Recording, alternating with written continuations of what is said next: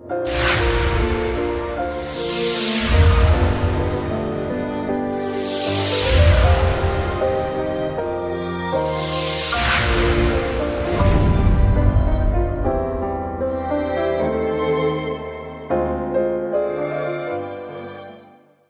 tun-an ang pulong sa Dios sa sermon nga giuluhan, ang atong kaugmaon ug mga propesiya.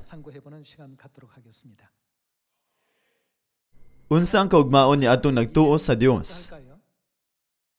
Mapakyas ba sila kung mosulay sila og usa ka butang? Bahin sa atong kaugmaon, giatagan kita og daghan nga pulong sa Dios sa Biblia. Nag-andam siya kalibutan, diin wala na'y kamatayon. Kana nga kalibutan mapuno sa nag-awas nga pagmaya ug kalipay.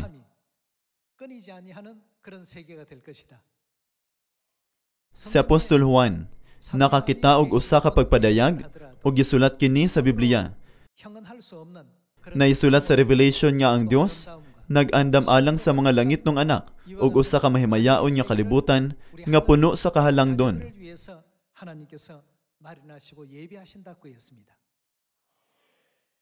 Sa dihang sa Jesus mianhi 2000 ka tuig ang milabay.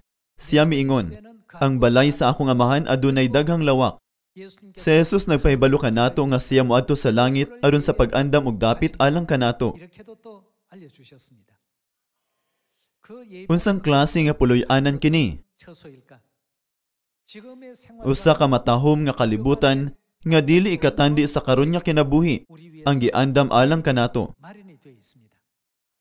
Aron mahimo kini, gipalihok sa Dios ang daghang propesiya sa Biblia. Ang mga tawo nakakita sa ilang kaugmaon sa pagkawalay paglaom nga nakasinati lamang sa mga kalisdanan, kasakit o pag-antos. Mao kini ang hinungdan nga ang mga tawo moingon, walay kaugmaon, adunay kang ngitngit sa unahan. Sanglit ang Dios nag-andam og maayong kaugmaon alang kanato. Dili angay natong gamiton ang maong mga ekspresyon, dili ba?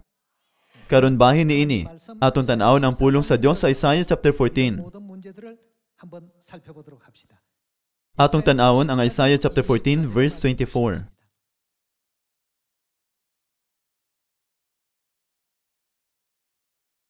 Atong tan-awon ang verse 24. Nanumpa ang Ginoo nga labing gamhanan. Ang Dios dili kanunay manumpa. Dili kini kumon. Atong tanawon pag-ayo, ang iyang sunod nga gisulti kay kini importante kaayo. Nanumpa ang Ginoo nga labing gamhanan, ang akong gilaraw. Unsay mahitabo? Mahitabo gayod. Ang Dios nanumpa nga kini mahitabo gayod. Unya, kinsa mga pulong ang Biblia? Pulong ug hunahuna kini sa Dios, dili ba?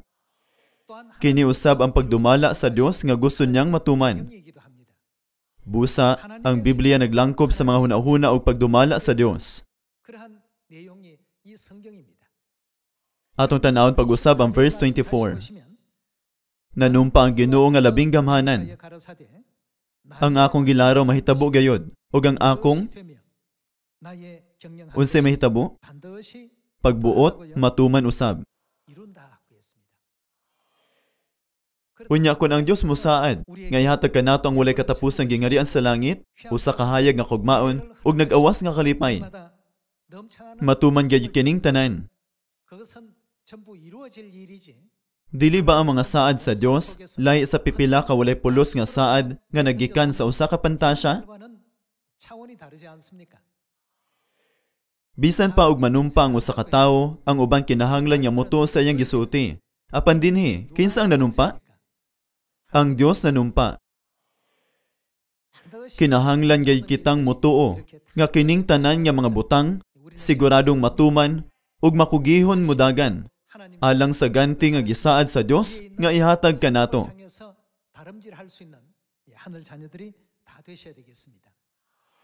Una, atong tan-awon ang mga pulong sa Dios sa Revelation chapter 21, bahin sa atong kaugmaon. Revelation chapter 21.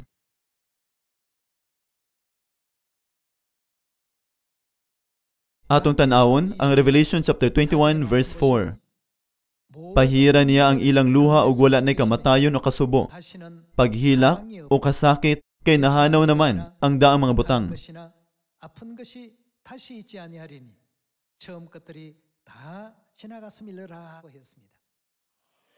Makaingon kita nga sampol kini sa atong umaabot nga kalibutan nga gisaan sa Dios kanato.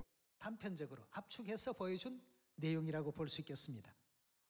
Unsa may mahitabo, wala nay kamatayon. Unsa pa? 애통하는 것도 Wala nay kasubo. 그다음요. Unsa pa? 곡하는 것도 Wala nay paghilak. 아픈 것도 Ug wala nay kasakit. 않을 이와 같은 Kini ang kalibutan nga iyang giandam alang kanato. 예비하고 계십니다.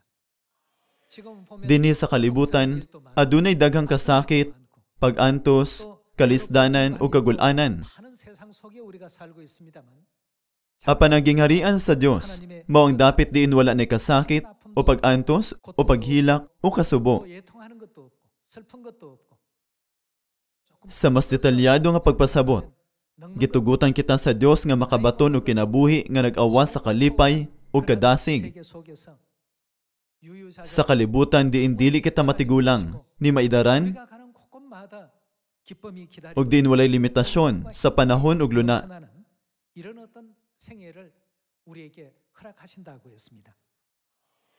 이것이 Kang kinsa ni nga plano, kini mao ang plano sa Dios. 맹세로 사건된 Nanumpa ang Ginoo nga labing gamahanan, ang akong gilaraw mahitabo gayod, 고 했습니다.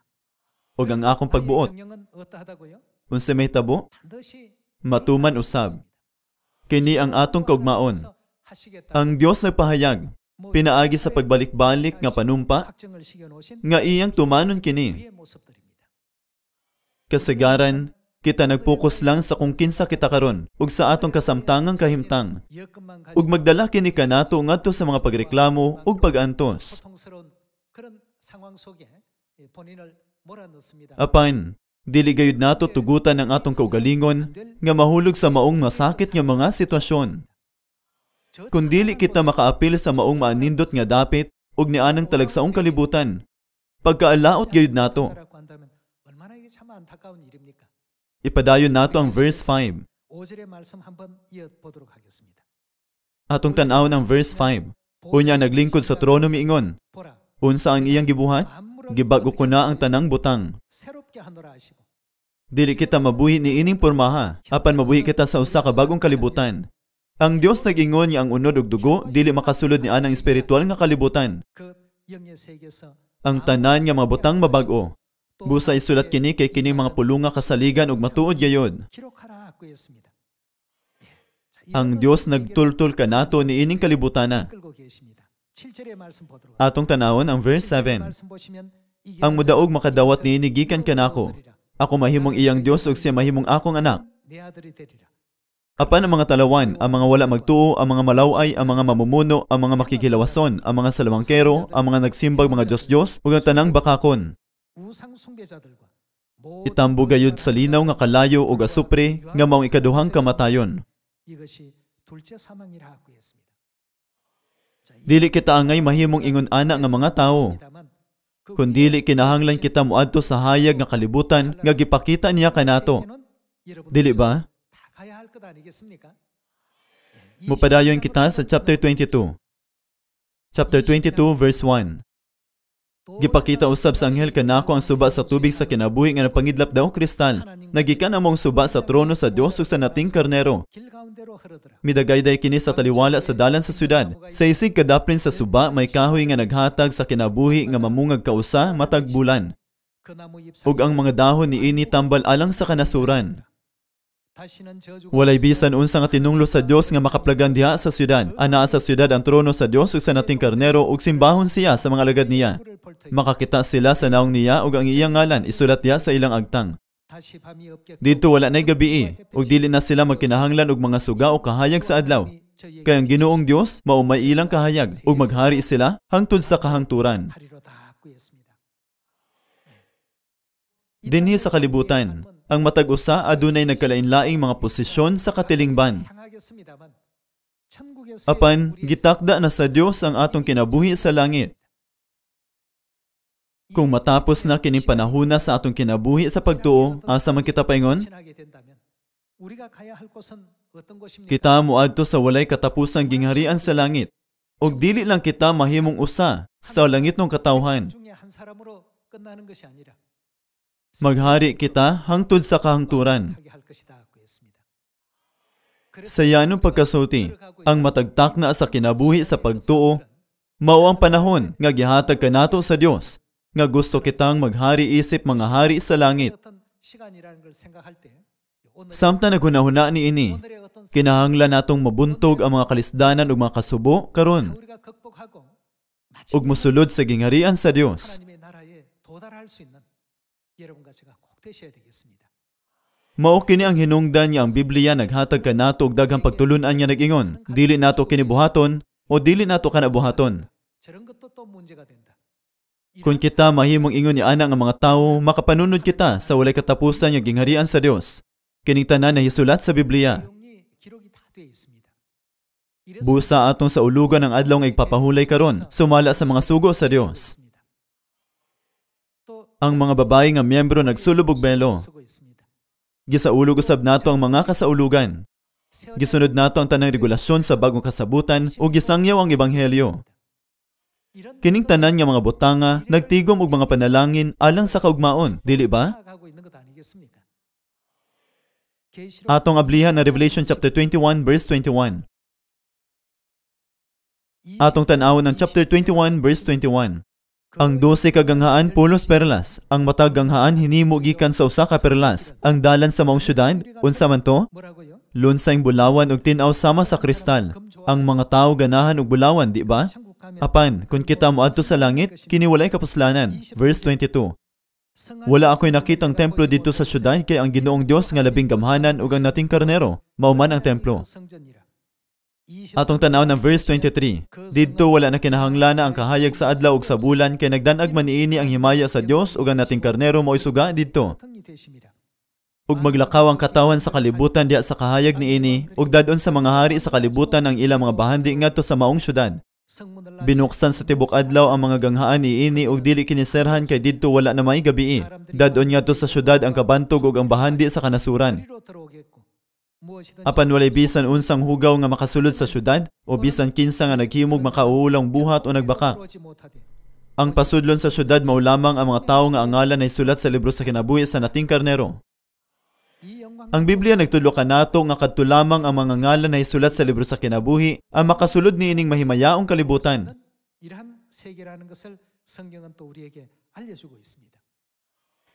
Kang kinsang mga plano kini? Mga plano sila sa Dios. Mausap kini ang katuyuan sa Dios. Aron paggiya kanato niining kalibutana, aron kita makahari hangtod sa kahangturan, ang Dios naghatag sa matag usa kanato sa atong kaugalingong kinabuhi. Ang matag usa adunay mga kahuyang nga siya ra ang nasayod. Tungod kay nasayod ang Dios sa tanan, giatagan niya kini nga tawo ug niini nga kalisod aron mas malig-on pa siya. Matulid ang sayo. Paliw hinumdumi nga ang Dios naghatag kanato sa kinabuhi karon aron pun-on ang ato mga kulang.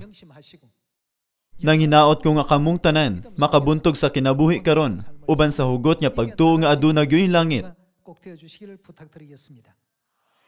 Dili ba kini ang hinungdan nga ang Biblia nagtawag kanato nga mga langyaw ug estranghero gikan sa langit? Atong ablihan ang Hebrews chapter 11.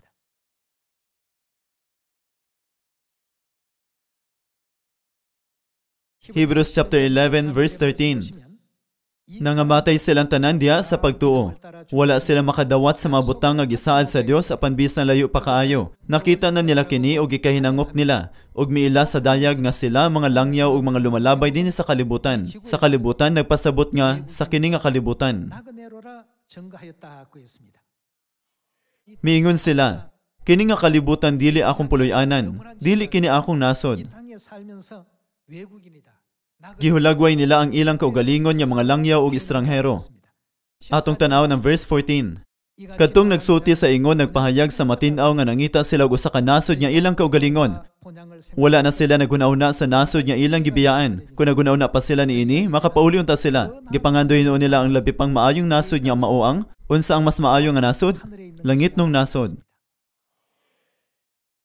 Ang walay katapusang gingarian sa langit ang maayong nasod. Mao ang atong walay katapusang puloy-anan. Ang kadaghanan sa mga tao wala kahibalo kung diin sila gikan, ug wala sila kahibalo kung asa sila paingon. Apan ang Dios nahibalo sa sinugdanan ug sa katapusan sa atong kinabuhi. Asa man gisulti sa Dios nga ang atong tinuod nga lungsod nga natawhan? Kung ang atong lungsod nga natawhan kay langit, nganong niabot man kita sa kalibutan isip mga langyaw ug mga estranghero? Tuod man, didto kita sa gingharian sa langit. Apan mianhi kita dinhi sa kalibutan tungod sa atong mga sala. Human sa pagkinabuhi sa atong kinabuhi dinhi sa kalibutan nga mapainubsanon, sumala sa kabubuton sa Dios, makabalik kita sa walay katapusang gingharian sa langit. Nang hinaot ko nga dili gayud nato makalimtan kining mahimayaong kalibutan. Sa Lucas, wala ba kini naghisgot sa langit ug impierno sa sambingay ang datog si Lazaro? Ang dato wala makaila pag-ayo sa Dios ug walay pagtuo sa Dios. Tungod niini, nag-antos siya sa walay katapusang impierno. Nagampo ko nga walay usa sa atong miyembro sa langit ng pamilya ang makaadto sa ingon ni ana nga dapit. May itungod sa kaugmaon, ang Dios naghatag kanato niini mga pulunga sa Biblia. Aron kita makaadto sa mahimayaong dapit. Adunay pipila ka mga butang nga giandam sa Dios nga atong buhaton dinhi sa kalibutan. Kinahanglan natong sundon kini nga dalan. Kung dili kita makasulod ni anang mahimayaong kalibutan. Mao nga ang Dios mianhi sa kalibutan ug nahimong nating karnero aron kita makasunod kaniya. Busa sa Revelation chapter 14, unsay gisulti sa Biblia nga atong buhaton? Kini nagsulti kanato sa pagsunod sa nating karnero bisan asa siya moadto. Ug kun atong basahon gikan sa Micah chapter 4 verse 1, unsay angay natong buhaton kung tudloan kita niya sa ipabuhat niya kanato sa katapusang mga adlaw? Kinahanglan natong sundon ang iya mga pagtulunan. Nganuman, asa man niya kita dadon? Ngadto sa walay katapusan niya gingharian sa langit, kinahanglan natong makita kana nga kalibutan. Ang usa ka miyembro namunga og daghang bunga karon, kini usa ka maayong butang. Ang usa ka miyembro anaa sa kamatuoran sulod sa 10 ka tuig o 20 ka tuig, maayo sab kini nga butang. Apan, ang importante mao kung nagkinabuhi ba kita? Sumala sa kabubuton sa amahan karon. Ang Dios miingon nga ang iyang mga hunahuna ug ang iyang plano siguradong matuman. Nga ang Dios nag-andam niining mahimayaong gingharian sa langit alang kanato ug nagpakita kanato sa dalan. Hebrews chapter 9. Atong tan-awon ang verse 15. Atong tan-awon ang Hebrews chapter 9 verse 15. Tungod niini si Kristo mao, kini si Jesu-Kristo. Siya mao ang naghimo sa usa ka bagong kasabutan aron katong gitawag. Sa laing pagkasulti, sila ang langit ng mga anak. Sa Dios makadawat. Unsa man ang ilang madawat, sa walay katapusang mga panalangin nga gisaad sa Dios. Mahimo kini tungod kay ang iyang kamatayon nagluwas man sa mga tawo gikan sa mga sala nga nahimo nila samtang ubos pa sila sa unang kasabutan. Ang gisaad nga mahangturong kabilin usa ka saad sa paghatag sa gingharian sa langit ngadto sa iyang mga anak. Dili ba? Aron matuman kini nga saad. Unsa nga matang sa kasabutan na nahimo sa Dios? Ang Dios naghimo sa bagong kasabutan aron matuman ang maong buluhaton.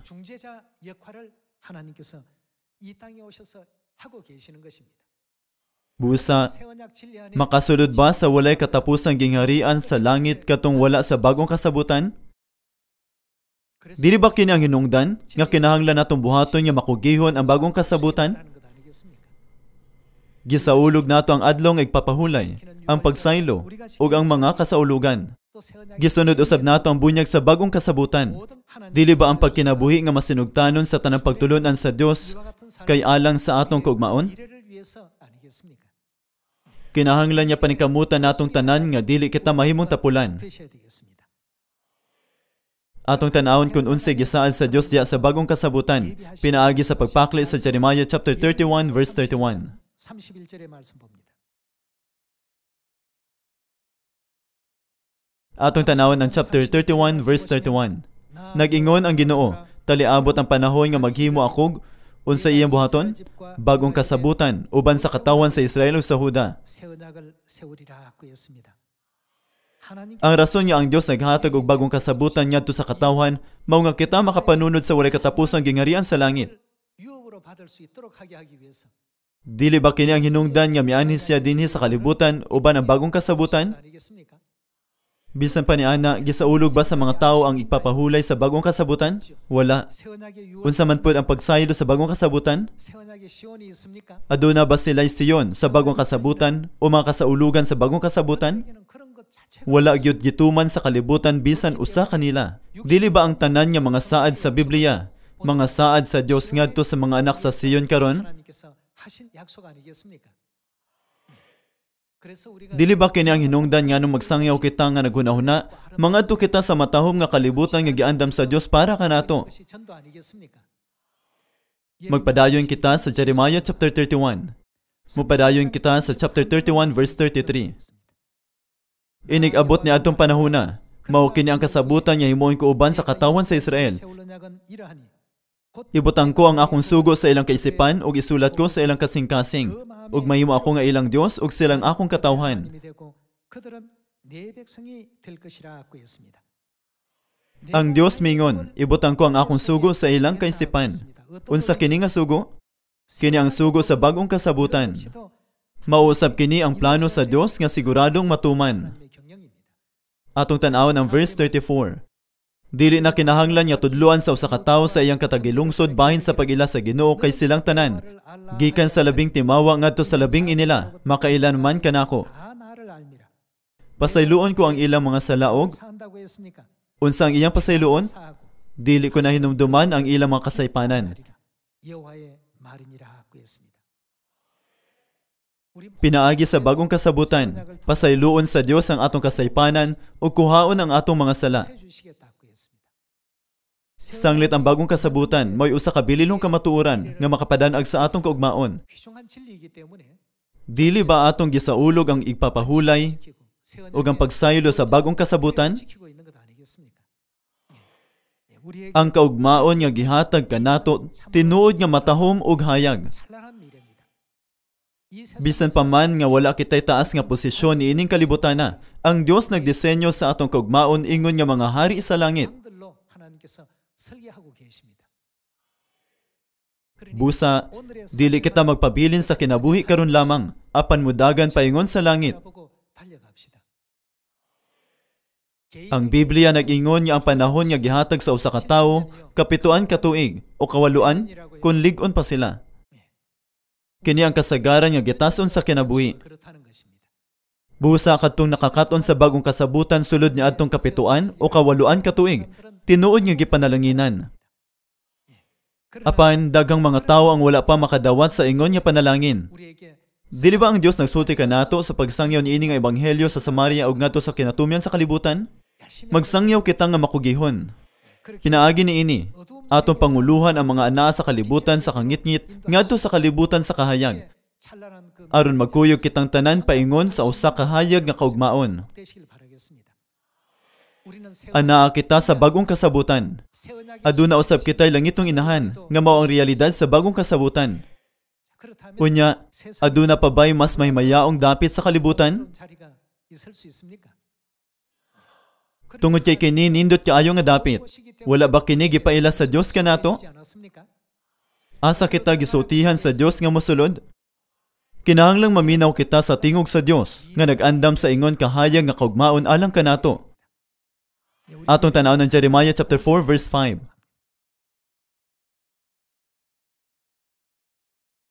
Atong tanawon ang chapter 4 verse 5. Patinguga ang trumpeta ngadto sa tibuok nasod. Singgit o kusog. 이 땅에서 나팔을 불라하며 Papunduka ang katawhan sa Huda o sa Jerusalem ug padaganang ngadto sa mga kinutaang syudad. Unsa ang ngalan sa kinutaang syudad?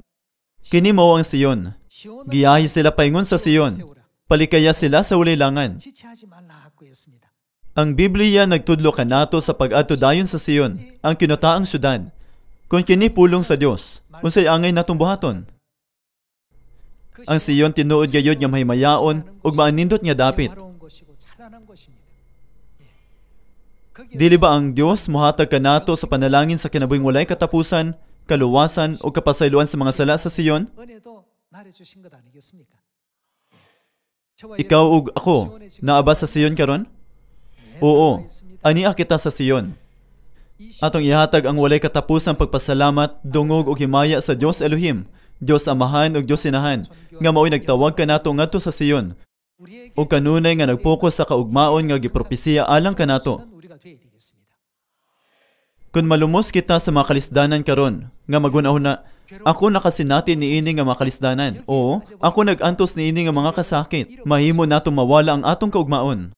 Nang hinaot ko nga ang tanang miyembro sa atong langitong pamilya makatagamtam sa kinabuhing walay katapusan, 통도 없고 ug mga panalangin sa mahimayaong gingharian sa langit, diin wala na'y kamatayon, kasubo o kasakit, 천국 세계에서 세세 kundili ang pagmaya o kalipay nga mudanag pag-ayo. 수 있는 우리 하늘 가족들 꼭 되시길 부탁하겠습니다.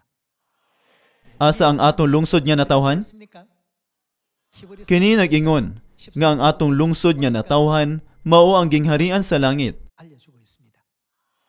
Dili nato walaon ang gingharian sa langit. 가지가 꼭 되도록 합시다.